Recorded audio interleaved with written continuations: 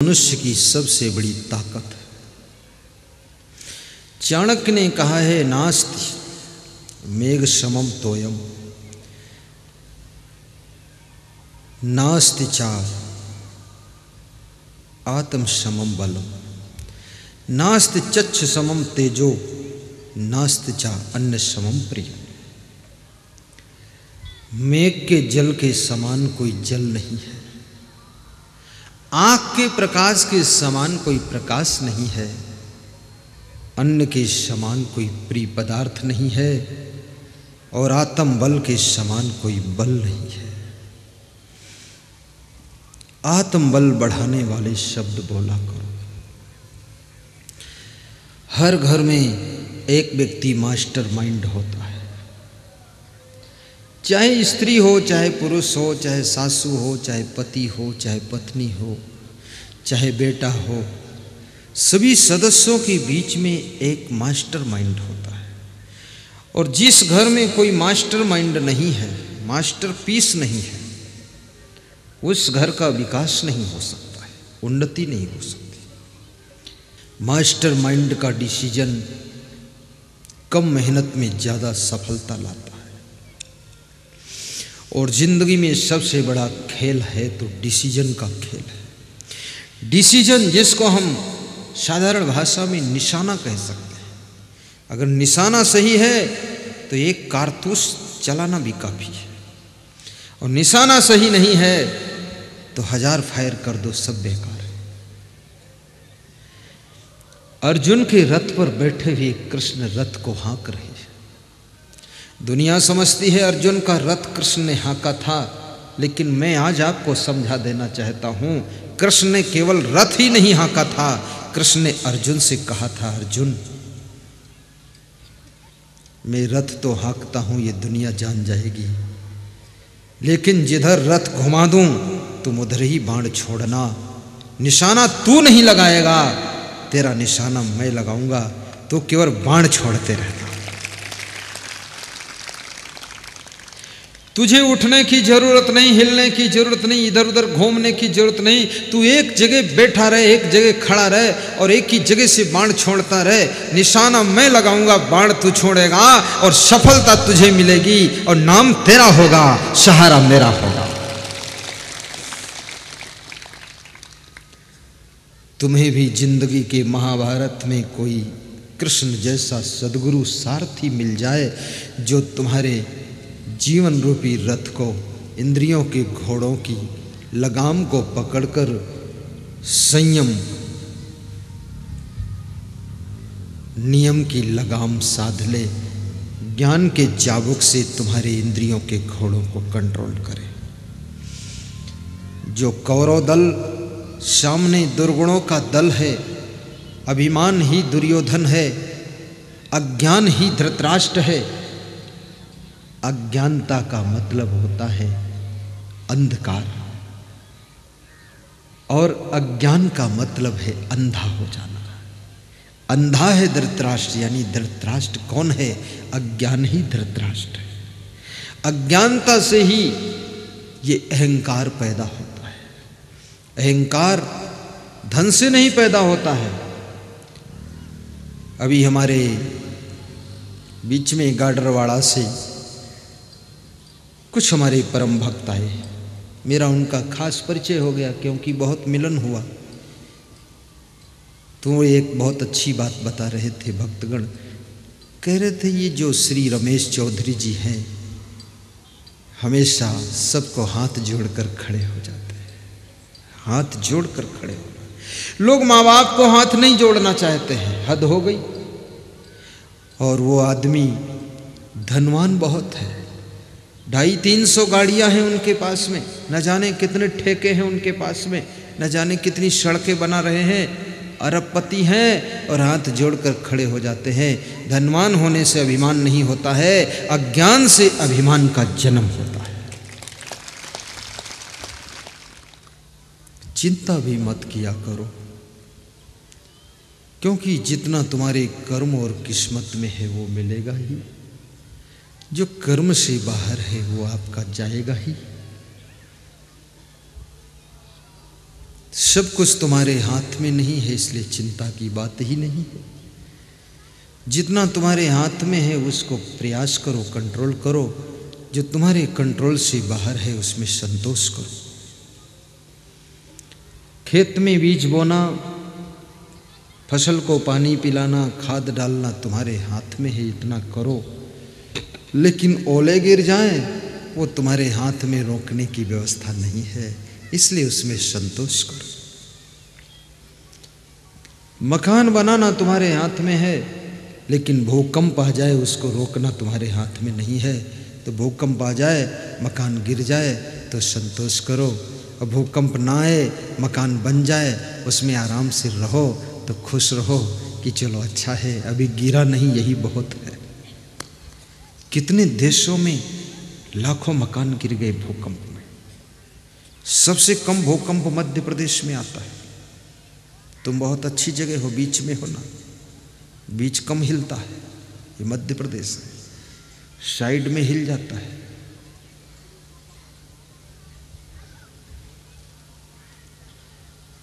चिंता छोड़ो, सुख से जियो, प्रसन्न रहा करो, अच्छी भावना रखो, अच्छे कार्य करो, अच्छे कर्म करो, अच्छा स्वभाव बनाओ, संभल कर वाणी बोलो तो प्रसन्नता तुम्हारी सुरक्षित रहेगी। यदि आपके पास विवेक नहीं है, उल्टा पलटा काम करोगे, उल्टा पुल्टा चरित्र बनाओगे, उल्टा पलटा तुम व्यवहार बर्ताव करोगे, उल्टा पलटा वाणी बोलोगे, आपकी प्रसन्नता उड़ जाएगी, वो कभी रहने वाली नहीं।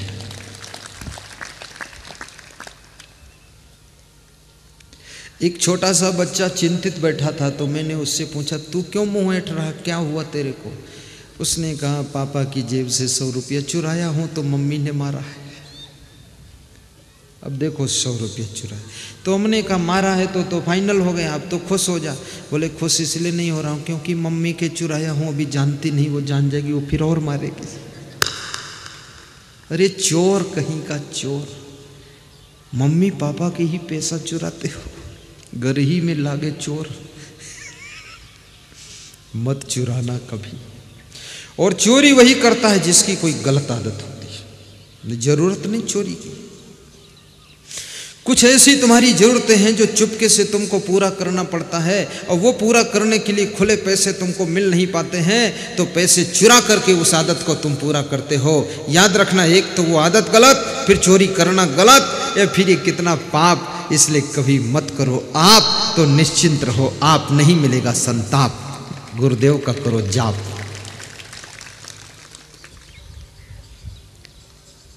धन्य हो। अभी मैं आज सुबह सुबह श्रीमद् भगवत गीता का अध्ययन कर रहा था, तो एक श्लोक था, शमः दुख सुखः स्वस्थः समलोष्टासम कांचना तुल्य प्रिया अप्रियो तुल्य निंदात्म संस्तुति।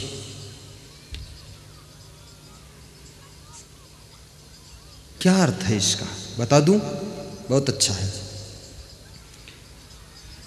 जो दुख और सुख में सम रहता है, जो आत्म भाव में हमेशा स्थिर रहता है, जो मिट्टी ढेला के समान सोना और चांदी को देखता है, जिसके अंदर कतई लोभ नहीं है, और जो निंदा सुनने पर घायल नहीं होता है, प्रशंसा सुनने पर फूलता नहीं है, प्रिय चीज मिलने पर हर्ष में डूबता नहीं है, और अप्रिय चीज के मिलने पर दुखी नहीं होता है, वो इंसान गुणातीत होता है। मानापमानियो तुल्य तुल्य मित्रारिपक्षयो सर्वारंभ परित्यागी गुणातीता सा उच्चते। वो मान अपमान में भी जो प्रभावित नहीं होता है, मित्र और शत्रु से भी प्रभावित नहीं होता है, कृष्ण कहते हैं वो गुणातीत है, और वही मेरा प्यारा भक्त होता है। कभी कोई तुम्हारा अपमान करे तो दुखी मत हो, और कभी झूठ मूठ कोई फंसा कर तुम्हें जेल भेजे तो उसके झूठ को काटने के लिए आप प्रयत्न करना, और प्रयत्न आपकी सफल न हो, क्योंकि संसार बड़ा विचित्र है, यहाँ कभी कभी झूठ की भी विजय होती है, क्योंकि रिश्वतखोर जमाना है। रिश्वत मिलने पर न्याय भी मुर्दा हो जाता है। ऐसी कंडीशन में दुखी मत होना, हंसते हंसते जेल में जाना और सोचना कि भगवान कृष्ण की जन्मभूमि का दर्शन करने आया हूँ और फिर लौट आना। घबराना मत, झूठ फंसाया है तुमको लोग। ईर्ष्या करने वाले लोग, जलन रखने वाले लोग दूसरों के साथ में ऐसा काम करते हैं, लेकिन जेल में जाने वाले कर्म खुद मत करना, अपने आप को संभाल कर रखना।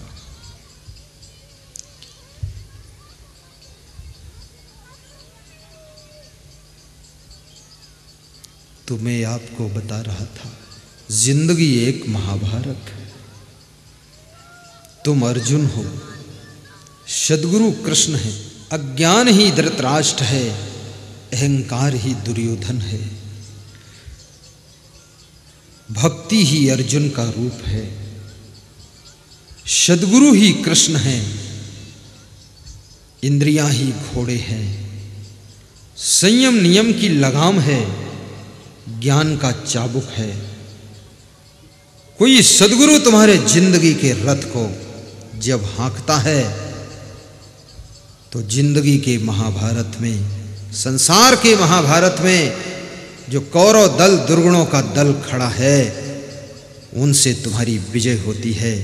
तब तुम अहंकार रूपी दुर्योधन को तुम मार पाते हो और जिंदगी के महाभारत में विजय हासिल कर पाते हो। सद्गुरु को अपना सारथी बनाओ, ऐसी भक्ति करो। भक्ति का मार्ग करुणा का पथ है। भक्ति में क्या होता है, आंखों में दर्शन की आशा और आंखों में श्रद्धा के आंसू होते हैं।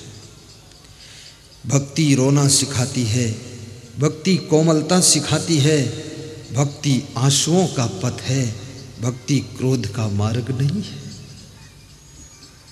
इसलिए मीराबाई कभी कभी भगवान कृष्ण की मूर्ति के सामने बैठकर रोती थी और कृष्ण से कहती थी, श्याम पिया मोरी रंग दे चुनरिया, ऐसा रंग दे रंग नहीं छूटे, धोबिया धोए चाहे सारी उमरिया। आपकी इच्छा हो तो कहो तो ये गीत गाऊं मैं, गा दूं? मुंह से बोलो, कहो गाओ। इतना धीरे बोलोगे तो नहीं गाऊंगा। गाऊं? समझा के गाता हूं, बहुत अच्छा है। मीरा कृष्ण की बहुत बड़ी भक्त है। मेवाड़ में मीरा का महल है, मेड़ता सिटी में। मैं मीरा महल का दर्शन भी किया हूँ, वहाँ 2 घंटे रुका हूँ। मेड़ता सिटी में मीरा महल बना हुआ है। मारवाड़ से, राजस्थान से चलते चलते मीरा मथुरा जाती है। मथुरा जाकर कृष्ण के मंदिर में प्रवेश करने का प्रयास करती है। मंदिर का पुजारी मीरा को रोक देता है और कहता है, मीरा, नारियों के लिए प्रवेश मना है, पुरुष प्रवेश करते हैं। मीरा ने कहा, पुजारी, नारियों के लिए प्रवेश मना है तो कृष्ण के साथ में जो राधा खड़ी है, ये नारी नहीं क्या नर है? अगर राधा को साथ में खड़ी होने का हक है तो मीरा को पास में जाने का हक है। हट जा पुजारी, खोल दे दरवाजा। पुजारी संकोच में पड़ गया, कहता है, क्षमा करना मीरा, तेरी भक्ति के सामने कोई दरवाजा बंद नहीं रह सकता है। पुजारी दरवाजा खोलता है, मीरा अंदर जाती है। कृष्ण के मंदिर में जाकर हाथ जोड़कर गा रही है मीरा, क्या? श्याम पिया मोरी रंग दे चुनरिया श्याम पिया। गाओ माता लोग गाओ। श्याम पिया मोरी। कृष्ण को कृष्ण नहीं कहा मीरा ने, कृष्ण को श्याम कहा। और मीरा कहती है, हे श्याम मेरी चुनरी को तुम रंग दो। श्याम पिया मोरी रंग दे चुनरिया श्याम पिया मोरी चुनरिया श्याम पिया। ऐसा रंग दे रंग नाही छूटे, ऐसा रंग दे रंग नाही छूटे। धोबिया धोए चाहे सारी उमरिया श्याम पिया मोरी रंग दे चुनरिया श्याम पिया मोरी रंग दे चुनरिया। श्याम पिया मोरी रंग दे चुनरिया। हे श्याम मीरा किस चुनरी को रंगवाना चाहती है? ये आत्मा की चुनरी है, ये कपड़े की चुनरी नहीं है। आत्मा की चुनर को मीरा कहती है, श्याम ऐसे रंग में रंग देना कि धोबी जिंदगी भर धोए फिर भी रंग ना छूटे। कृष्ण कहते हैं, मीरा कौन से रंग में रंगूं? हरा लाल परमात्मानी सृष्टि मां बधारे बधारे हरो रंग छे। गुजराती मां कहावत छे। मैं गुजराती भाषा भी बोल लेता हूं। कृष्ण कहते हैं कि हरे रंग में रंग दूं मीरा। हरा रंग बहुत है मेरे पास, हरे पेड़ हरे पौधे हरी घास हरी फसलें। मीरा कहती है, मैं दुनिया का रंग नहीं रंगाऊंगी। ये हरा रंग तो संसारी रंग है। बोले फिर मेरे पास में लाल रंग भी बहुत है, लाल रंग के फूल बहुत खिलाता हूँ, लाल में रंग दूं। तो मीरा ने जवाब दिया कि न हरा चाहिए न लाल चाहिए। हरी न रंगाऊं मैं लाल न रंगाऊं, हरी न रंगाऊं मैं लाल न रंगाऊं। तो फिर कौन से रंग में रंगूं? तो मीरा ने बहुत अच्छा उत्तर दिया, अपने ही रंग में रंग दे चुनरिया, अपने ही रंग में रंग दे चुनरिया। श्याम पिया मोरी रंग दे चुनरिया श्याम पिया। वाह वाह। रंग दे चुनरिया श्याम पिया। मीरा कहती है, हे प्रभु अपने रंग में रंग देना, दुनिया का रंग नहीं चाहिए। दुनिया का रंग तो परिवर्तनशील है, आपकी भक्ति का रंग हो। हर मनुष्य को अपने जीवन की चुनर को, आत्मा की चुनरी को इस संसार में जन्म लेने के बाद किसी रंग में रंगना पड़ता है।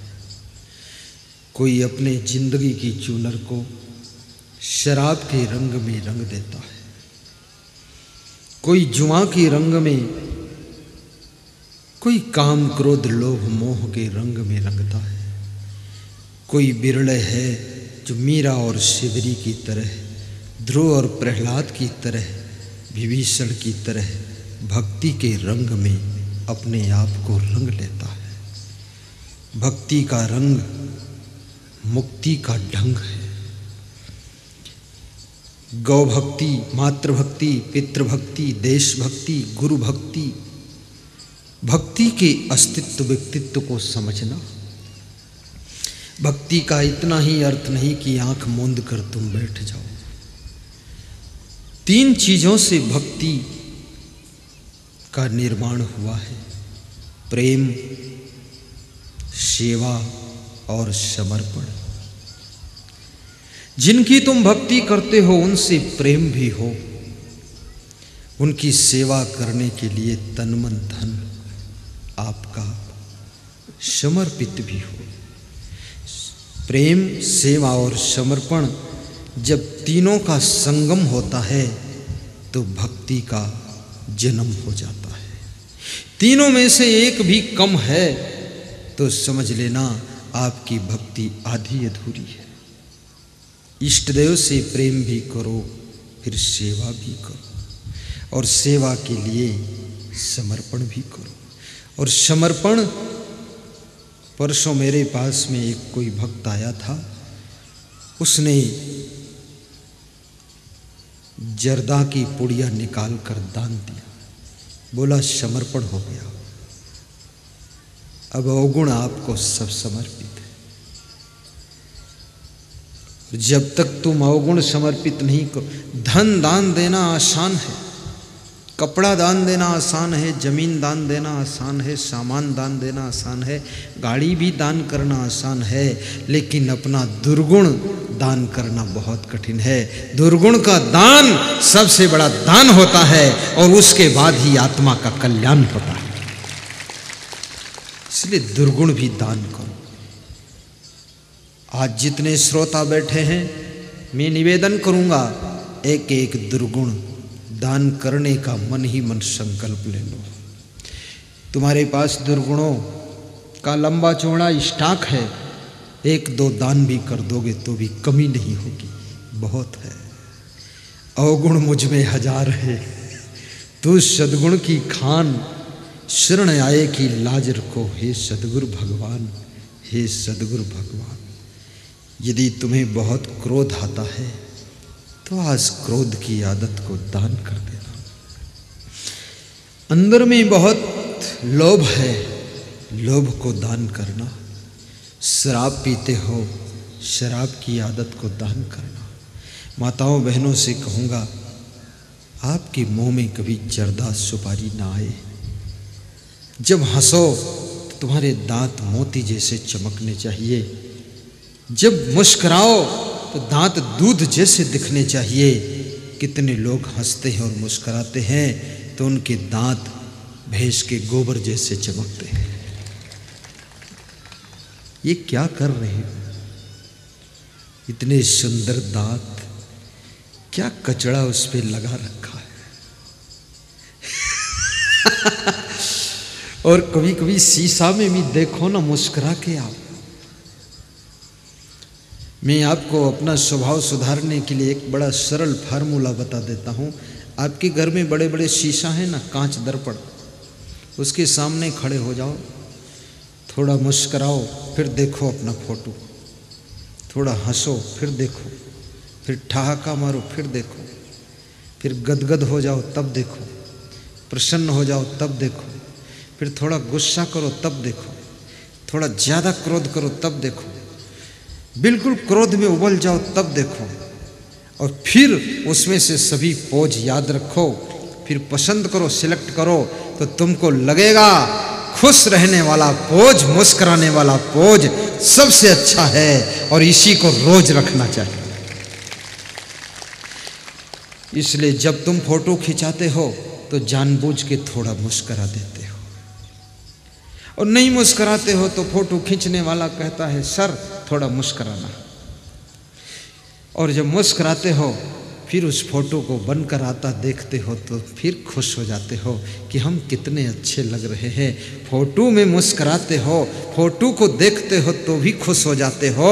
तो याद रखना, जिंदगी भर अगर खुश रहो तो देखो फिर लोगों को कितना अच्छा लगेगा और लोगों पर कितना प्रभाव पड़ेगा। नाराज होने से व्यवहार बिगड़ता है, क्रोध करने से संबंध शिथिल हो जाते हैं, अधिक क्रोध करने से डायबिटीज की बीमारी होने की संभावना रहती है, लकवा अटैक की संभावना रहती है, बीपी हाई हो जाता है।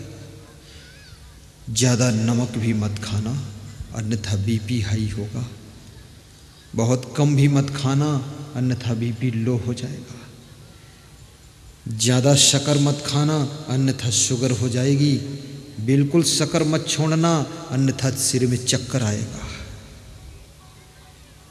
ज़्यादा मिर्चा मत खाना नहीं तो गुस्सा बहुत आएगी, और बिल्कुल मिर्चा छोड़ मत देना अन्यथा पेट में कब्जियत हो जाएगी।